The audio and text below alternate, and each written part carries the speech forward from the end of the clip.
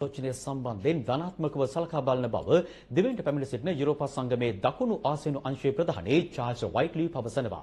ඒ අද ජනාධිපති අනුර කුමාර දිසානායක හමු අවස්ථාවේදී GSP+ සමාලෝචනයේ සම්බන්ධයෙන් ධනාත්මක ලෙස සලකා බලන බව යුරෝපා සංගමේ දකුණු ආසියානු අංශයේ ප්‍රධානී චාල්ස් වයිට්ලි ප්‍රකාශ කළා. මෙරට සංචාරයක නිරත යුරෝපා සංගමේ නියෝජිතයින් සහ ජනාධිපති අනුර කුමාර දිසානායක අතර ජනාධිපති කාර්යාලයේදී අද පැවති සාකච්ඡාවේදී චාල්ස් වයිට්ලි මේ බව කියා සිටියා.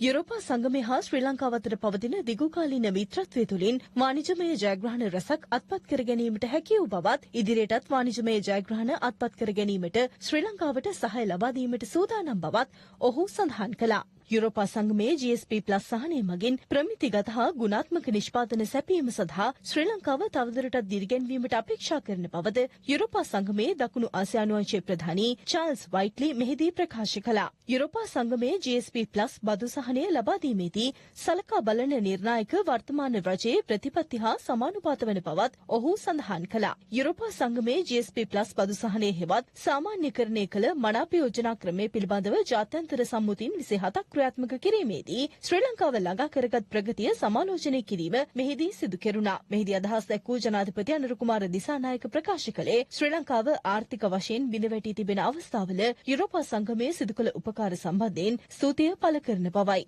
යුරෝපා සංගමයේ GSP+ සහනය ශ්‍රී ලංකාවේ අපනයන ක්ෂේත්‍රයට හිතකර තත්වයක් ඇති කිරීමටත් ආර්ථිකයෙහි දියුණුවක් ඇතිවීමටත් බලපෑ බව ජනාධිපති අනුර කුමාර දිසානායක මෙහිදී පෙන්වා දුන්නා. තවදුරටත් අදහස් දැක්වූ ජනාධිපතිවරයා කියා සිටියේ ශ්‍රී ලංකාව ආර්ථික වශයෙන් බිඳවැටීමට පැවති දේශපාලන ක්‍රමය සහ එවක පාලකයන්ගේ නාස්තිය හා දූෂණය හේතු වූ බවයි. මෙරට යලි විධිමත් පාලනයක් සහිත රටක් බවට පරිවර්තනය කරමින් යන බවත් ඒ සඳහා යම් කාලයක් ගතවන බවත් ජනාධිපතිවරයා ප්‍රකාශ කර සිටියා. වත්මන් ආණ්ඩුව කෙරෙහි සමස්ත පුරවැසියාගේ බලාපොරොත්තු රැඳී තිබෙන බවත් මීට පෙර ශ්‍රී ලංකාවේ ආණ්ඩු බිහි වූයේ දකුණේ සිංහල ඡන්ද මත පදනම බවත් මෙවර උතුරේ දෙමළ ජනතාවත් නැගෙනහිර මුස්ලිම් ජනතාවත් දකුණේ සිංහල ජනතාවත් වත්මන් ආණ්ඩුව නිර්මාණය කිරීමට දායක වූ බවත් සිහිපත් කළ ජනාධිපති අනුර කුමාර දිසානායක එම ජනතාවට ලබා දුන් පොරොන්දු ඉටු කිරීමේ වගකීම් නිවැරදිව සිදු කරන බවද අවධාරණය කර සිටියා. කම්කරු අමාත්‍ය හා ආර්ථික සංවර්ධන නියෝජ්‍ය අමාත්‍ය ආචාර්ය අනිල් ජයන්ත ප්‍රනාන්දු, අධිකරණ හා ජාතික ඒකාබද්ධතා අමාත්‍ය නීතිඥ හර්ෂණ නානායක්කාර,